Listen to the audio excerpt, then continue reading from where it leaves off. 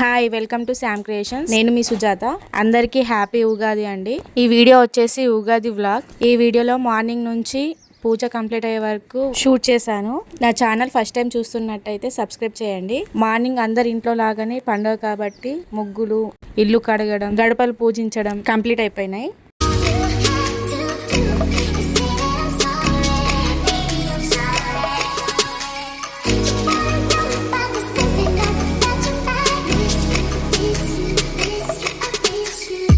Next స్నానం చేసేసి దేవునికి నైవేద్యం కోసం భక్షాలు, ఉగాది పచ్చడి ప్రిపేర్ చేశాను. ఎంత మందికి భక్షాలు ఇష్టం?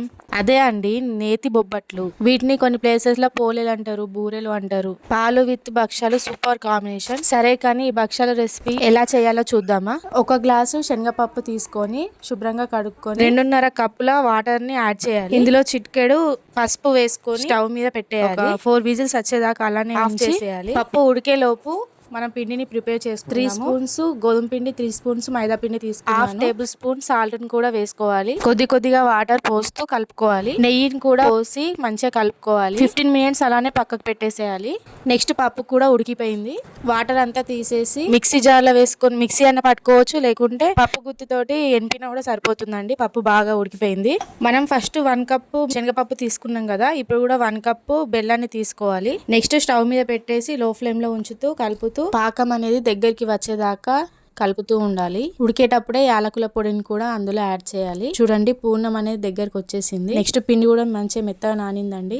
నెక్స్ట్ పిండిని రొట్టెలాగా చేసుకొని అందులో మధ్యలో ఈ పూర్ణాన్ని వేసి నెయ్యిని అద్దుకుంటూ వీడియోలో చూపించే విధంగా చేయాలి. నా ఛానల్ ఫస్ట్ టైం చూస్తున్నట్టయితే సబ్స్క్రైబ్ చేయండి. పక్కనున్న బెల్ ఐకాన్ ని ఆల్ అనే ఆప్షన్ మీద క్లిక్ చేయండి. నేను పెట్టే వీడియోస్ మీకు నోటిఫికేషన్ ద్వారా వస్తుంది. ఈ వీడియో నచ్చితే లైక్ చేయండి, షేర్ చేయండి.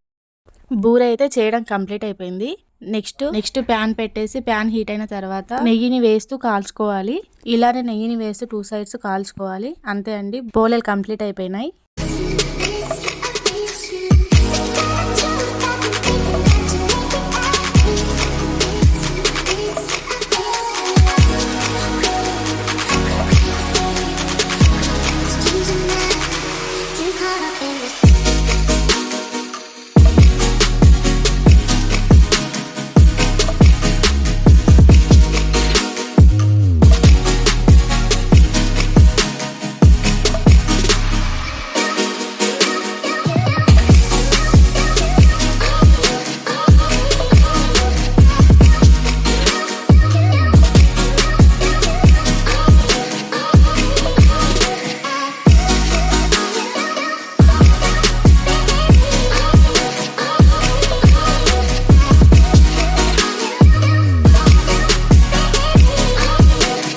అందరికీ హ్యాపీ ఉగాది. మీకు ఆనందంతో పాటు ఆరోగ్యం, శ్రేయస్సును కలిగించాలని మనసారా కోరుకుంటున్నాను. మీకు మీ కుటుంబ సభ్యులందరికీ విశ్వవాసు నామ సంవత్సర ఉగాది శుభాకాంక్షలు. ఈసారి ఉగాది పచ్చడి మా ఆయన చేస్తున్నాడు.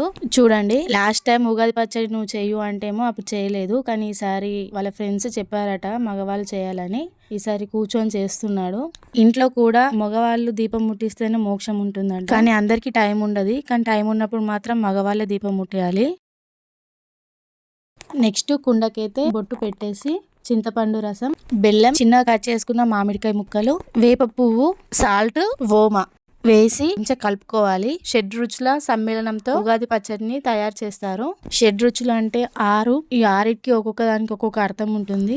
6 రుచులలో ఓమ బదులు కారం కూడా వేస్తారు. మా అమ్మ వాళ్ళ సైడ్ అయితే కారం వేస్తారు, ఇక్కడ మా అత్తమ్మ వాళ్ళ సైడ్ అయితే ఓమని వేస్తారు. ఇలా అన్ని వేసిన తర్వాత మంచిగా చేతితోటి కలపాలి. పచ్చడి అయితే కంప్లీట్ అయిపోయింది. నెక్స్ట్ ఉగాది రోజు పులిహార, రైస్, బొబ్బట్లు, ఆలు ఫ్రై, కచ్చారు మనం పోలేలు ప్రిపేర్ చేస్తాం కదా, శనగపప్పు ఉడకబెట్టిన తర్వాత వాటర్ మిగులుతాయి కదా, ఆ వాటర్ తోటి మనం కచ్చారు చేసుకోవచ్చు. దేవునికి నైవేద్యంగా పూజ అయితే కంప్లీట్ చేసాము.